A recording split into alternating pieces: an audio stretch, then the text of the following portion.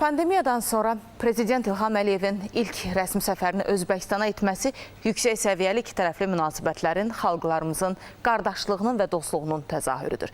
Bu dostluğun möhkəmləndirilməsində tarixi əlaqələrin inkişafına Heydər Əliyevin müstəsna xidmətləri olub. Tarix boyu ölkələrimiz arasındakı qarşılıqlı etimad və anlaşma da məhz bugünkü əlaqələrin genişləndirilməsində mühüm rol oynayır. Azərbaycan və Özbək xalqlarının çox əsrlik tarixi münasibətlərinin əsasını ortaq mənəvi dəyərlər, din, dil, oxşar mədəniyyətlər təşkil edir. Qarşılıqlı hörmət və etimad isə qardaşlığımızı və dostluğumuzu daha da möhkəmləndirir. Daşkəndin mərkəzində Heydər Əliyev meydanı açılışı da ömrünün xalqına və dövlətinə həsr etmiş ulu öndərin xatirəsinə dərin ehtiram və xalqımıza olan qardaşlıq münasibətinin ifadəsidir.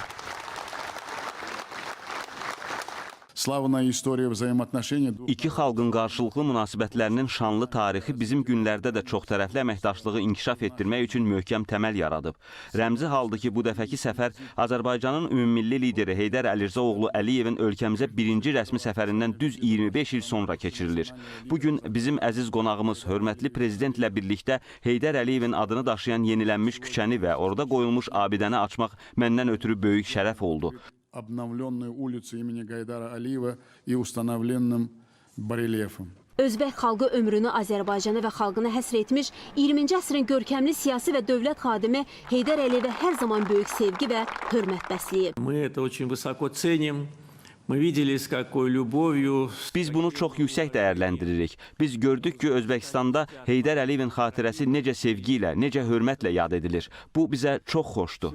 Bugün biz abidənin və meydanın açılışında çıxış etdik. Heydər Əliyev haqqında, onun Özbəkistana münasibəti haqqında danışdıq. Əminəm ki, bugün bu münasibəti hər bir azərbaycanlı bölüşür. Mən atamın işinin davamçısı kimi, Azərbaycan prezidenti kimi öz fəaliyyətimdə bizim ikitərəfli münasibətlərə daim xüsusi diqqət ayırıram. Azərbaycanец. Ulu öndər Heydər Əliyevin Azərbaycana rəhbərliyi dövründə Özbəkistan liderləri ilə dostluğu, onun bu ölkəyə səfərləri zamanı keçirdiyi görüşlər xalqlarımızın münasibətlərinin bugünkü inkişafının təməlini qoyub. O vaxtki Özbəkistanın birinci katibi Rəşidovla gözəl münasibətlər quraraq xalqlarımızın arasında geniş əlaqələrə inkişaf olunmasına şərait yaratmışdı.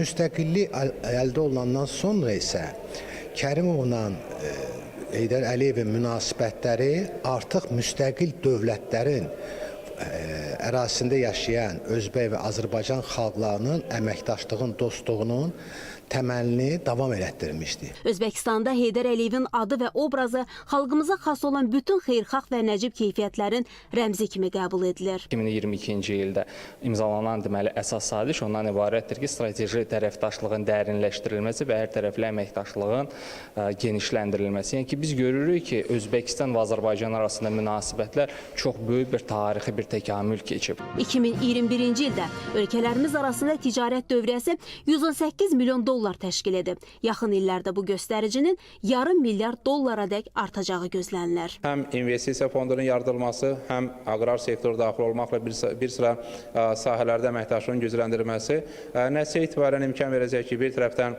iki ölkə arasında ticarət dövriyyəsinin növbəti illərdə daha da artması, eyni zamanda qarşılıqlı investisiya qoyuluşlarının həyata keçirilməsi mümkün olsun. Heydər Əliyevin ən böyük arzusu Azərbaycanın ərazi bütövlüyünün bərpası idi.